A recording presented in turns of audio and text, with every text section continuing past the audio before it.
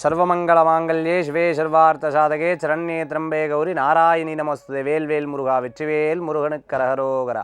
அனைவருக்கும் இனிய நமஸ்காரங்கள். உங்கள் ஜோதிஷாச்சாரியா ஜோதிட சாம்ராட் மகேஷையர். நம்ம நினச்ச காரியங்கள் நடக்கிறதுக்கு எப்போவுமே பெரியவங்க சொல்லுவாங்க, ஒரு மண்டல காலம் விரதம் இரு, ஒரு மண்டல காலம் பூஜை பண்ணு அப்படின்னு சொல்லுவாங்க. 48 நாட்கள். இந்த 48 நாட்கள் 51 நாள் 54 நாள் எப்படி டிஃப்ரென்ஷியேட் பண்ணி நம்ம பார்க்குறது, எதனால் இது வந்தது அப்படிங்கிறத பார்க்கணும்.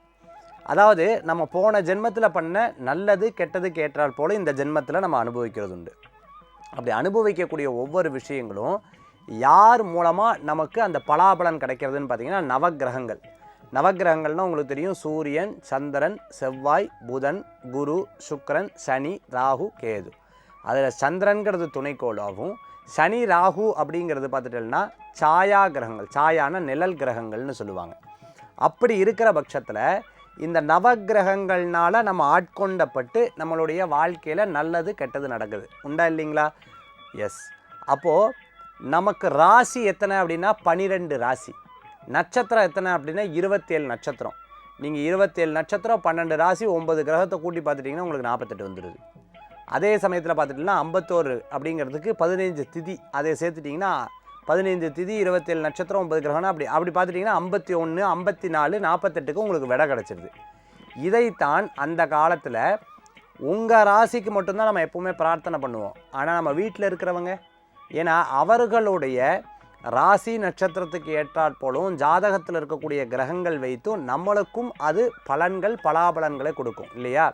நம்ம எப்போவுமே நம்மளை மட்டும்தான் சார்ந்து பார்ப்போம்.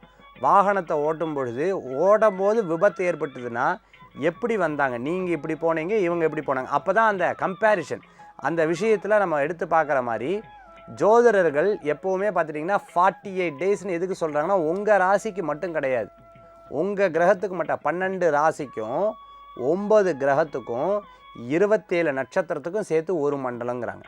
அதனால தான் மண்டல பூஜைன்னு பேர் வந்தது அதுக்கு. இந்த மண்டலத்துக்கு அவ்வளோ விசேஷம் உண்டு. மண்டலம்னா என்ன? மண்டலம்னா எந்திரத்தை கூட மண்டலம் தான் சொல்லுவாங்க. ஒரு வடிவமைப்புக்கு பேர் மண்டலம்னு பேர்.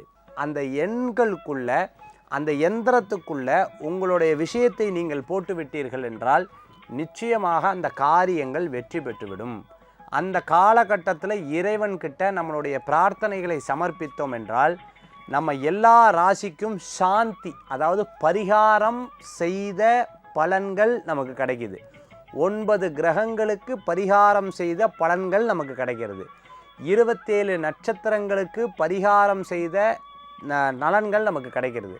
அப்போது அந்த இத்தனை நட்சத்திரமும் இத்தனை நாட்களும் நம்ம ஒரு இறைவனை நோக்கி தபஸ், ஒரு இறைவனை நோக்கி அபிஷேகம், ஒரு இறைவனை நோக்கி வேண்டுதல், ஒரு இறைவனை நோக்கி ஒரு பிரார்த்தனை செய்தோம்னா அந்த இறைவன் மெச்சி நம்மளுக்கு அனுக்கிரகம் செய்வார். அந்த நட்சத்திரத்தில் இருக்கக்கூடிய தோஷங்கள் போகுது, அந்த ராசி கட்டத்தில் இருக்கக்கூடிய தோஷம் போகுது, அந்த 9 கிரகங்களில் இருக்கக்கூடிய தோஷம் போகுது. இதுதான் இந்த 48 நாள்னு சொல்லக்கூடிய தாத்பரியங்கள். அது நமக்கு இன்னைக்கு தெரிய வந்தது. 48 நாள் ஒரு மண்டலம், 51 நாள் 54 நாளுக்கு உண்டான தாத்பரியங்கள் இதுதாங்க. ஸோ இதை உங்கள் வாழ்க்கையில் நீங்கள் கடைபிடிக்கும் பொழுது நிச்சயமாக அந்த காரியங்கள் வெற்றி அடையும். மீண்டும் சந்திப்போம். வேல்வேல் முருகா வெற்றிவேல் முருகனுக்கு கரகரோகரா. உங்கள் ஜோதிஷாச்சாரியா ஜோதிட சாம்ராட் மகேஷ். நன்றி, நமஸ்காரங்கள்.